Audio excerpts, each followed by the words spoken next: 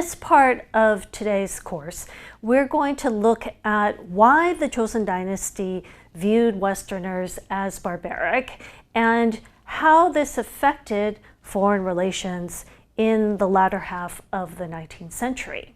This will also give you a better understanding as to why, as these Western imperialist powers were increasing their presence in the region, why the Joseon Dynasty and various Koreans, why they decided to hold off on opening up their country, why they were reluctant to sign treaties with these Western countries, and how this affected how Korea began to trade with other countries and interact with Westerners at the very beginning.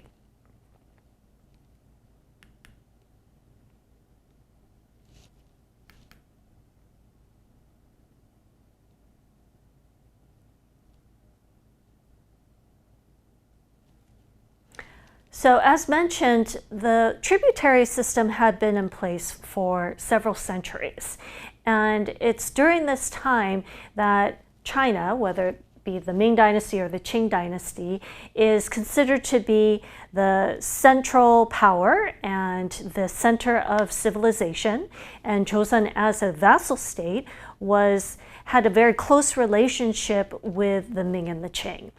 We have to remember that the Ming Dynasty, followed by the Qing Dynasty, these were the most powerful entities in the region, and they far outshadowed the Joseon Dynasty in terms of size, in terms of population, and in terms of military strength.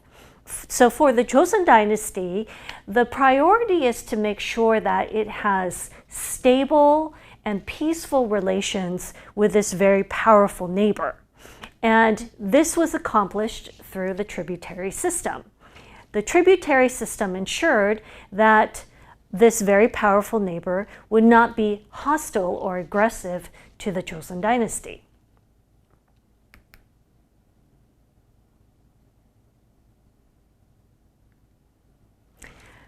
But it is in the latter half of the Joseon Dynasty that we begin to see the presence of foreign missionaries in the region. So foreign Catholic missionaries started to arrive in China during the Qing Dynasty, and you may have heard of missionaries such as Matteo Ricci, and they started to establish a presence there. And so when the Joseon Dynasty would send embassies to the Qing capital, they became exposed to Catholic teachings and started to import it back into the Joseon Dynasty. And this was a forbidden religion, and so they did this illegally, but they were very attracted to the ideas of the Catholic religion. And so this is sort of the beginnings of where the Joseon Dynasty begins to be exposed to Westerners and to Western ideas.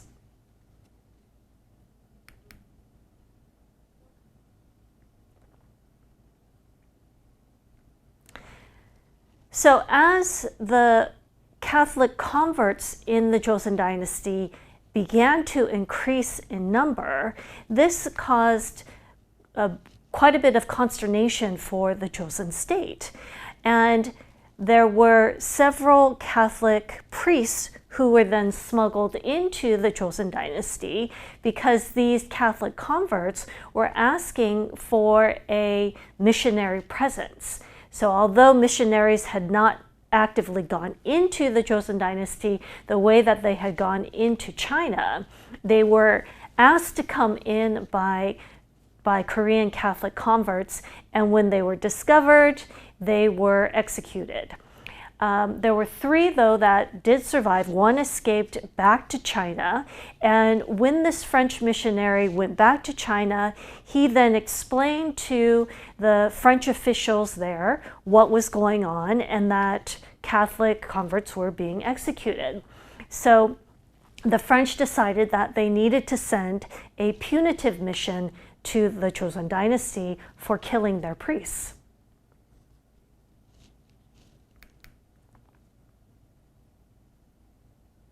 This all occurred in 1866. Now, you may have seen other videos, or you may have read about this incident, which was the French campaign against Korea in 1866. And sometimes it is depicted as the Koreans being very xenophobic, isolationist, and just having this kind of irrational fear and hatred of foreigners. But in fact, what was going on was that because the Joseon dynasty was actively participating in the tributary system, and because Westerners were considered to be barbarians, they did not want to interact with Westerners, which is actually a very rational way of thinking. So they did not want to interact with Westerners. They felt that they didn't have anything to learn from Western barbarians, since the Joseon dynasty was already civilized. So their policy was to keep the Westerners out. When Rosey, the admiral that led the French campaign against Korea, arrived in Korea, he tried to approach Seoul through the Han River. But these waters are strictly prohibited. So no vessels are allowed to go into that area without permission.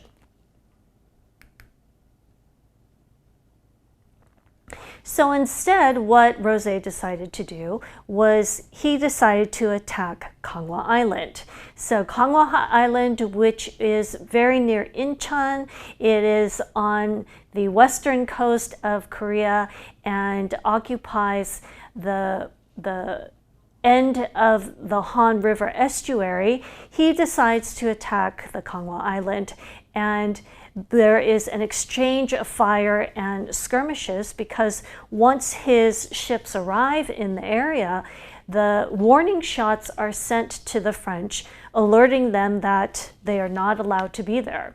But Rosey returned fire, and we see these skirmishes occur.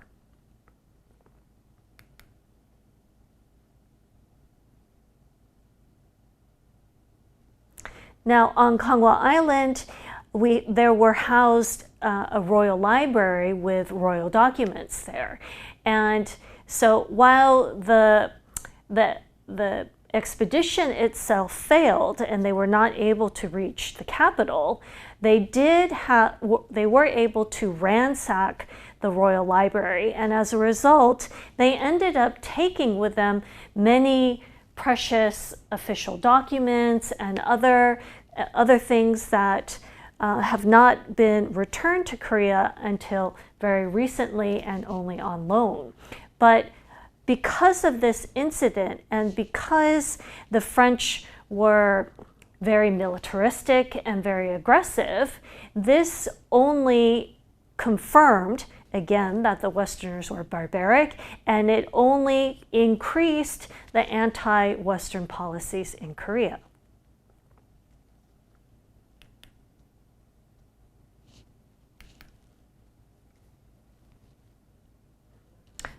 Around the same time, we also have the Americans arriving in Korea. This time, this was the General Sherman. This was an armed merchant vessel that was owned by an American, and while it was stationed in Tianjin, it was hired by a British company, and it headed to Joseon for trade. So the waters along the Korean coast had not been navigated, they had not been mapped, and this was a conscious effort on the part of the Koreans for their own security. So as we have increased maritime traffic between China and Japan, there's increasing possibility of shipwrecks for these Western ships. And so the General Sherman, they wanted to go to Joseon. They wanted to try to sign a trade treaty and to try to sign a shipwreck treaty with the Koreans. But as we know, the Koreans had a strict policy where they did not deal with Western barbarians. So as the ship approached the Taedong River, again along the west coast of the peninsula. They were fired upon, warning shots, and they completely neglected that and ignored that. And they started to sail up the Taedong River, which leads up to Pyongyang. So as they are sailing up the river, local officials are coming out. They're telling them that they must turn around. These are restricted waters. You're not allowed to be here. And what do you think the Americans did? They just kept on going. So they ignored all of these warnings and they just kept sailing up towards Pyongyang. So even though they were in violation and trespassing, the Joseon officials did try to provide them with supplies and be as hospitable as possible until the ship became stranded, so the waters receded, and the crew of the General Sherman then kidnapped a Joseon official. They also kidnapped some local residents, and when the officials then approached the ship, the crew fired upon the Koreans and they killed some of them. And so the result of this was that the governor became very angry. The Pyongyang governor became very angry.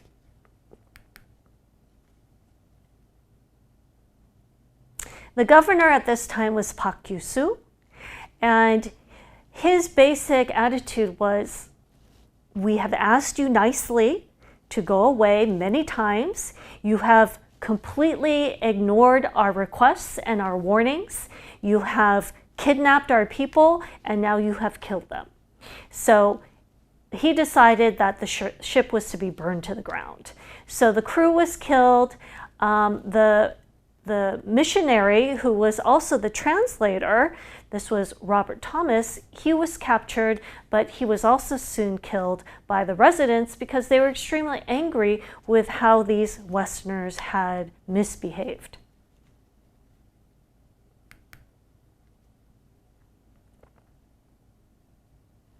A third incident with Westerners occurred also in the same year, and this is called the Ernst Oppert affair. And Ernst Oppert was a Prussian merchant who was operating out of Shanghai. But he had heard about the execution of these French missionaries, and so he thought that he would go to Korea and he would try to negotiate not only a trade treaty, but also to try to legalize Catholicism and Christianity in Korea.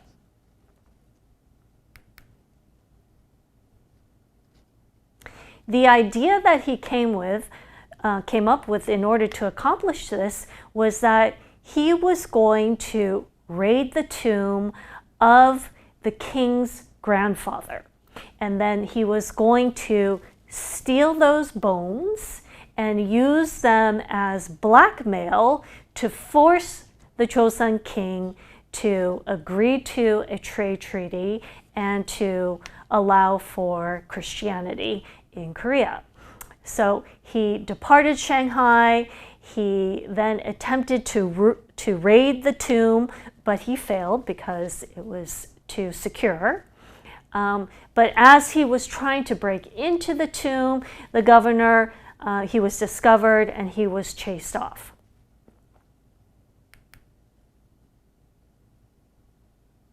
So after fleeing the tomb, he then reached and attacked a naval base. This again ended up with no success. He did leave a letter to the Taewon-gun, who was the father of the Korean king. But the Joseon government refused to accept this letter.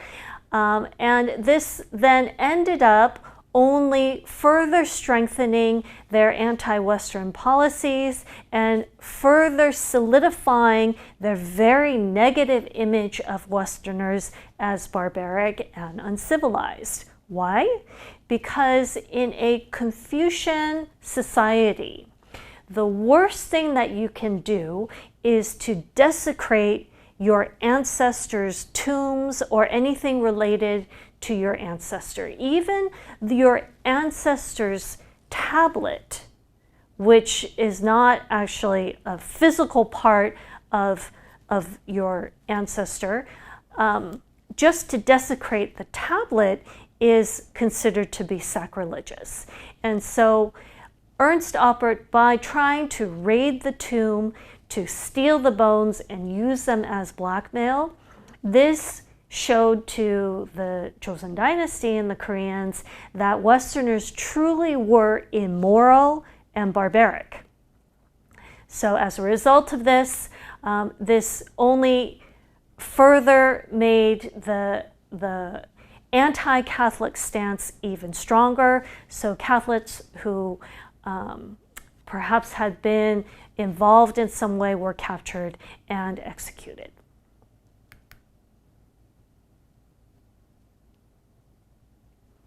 So after this incident, the Joseon government inquired through the Qing ministry requesting information on who was this person and why was he trying to do this. And so once the Qing dynasty relayed this information, the Hamburg consul acknowledged that, yes, Oppert had made a huge mistake. He was sent back to Germany, he was put in jail, and he later on wrote a book about his experiences in Korea, and that is pictured here.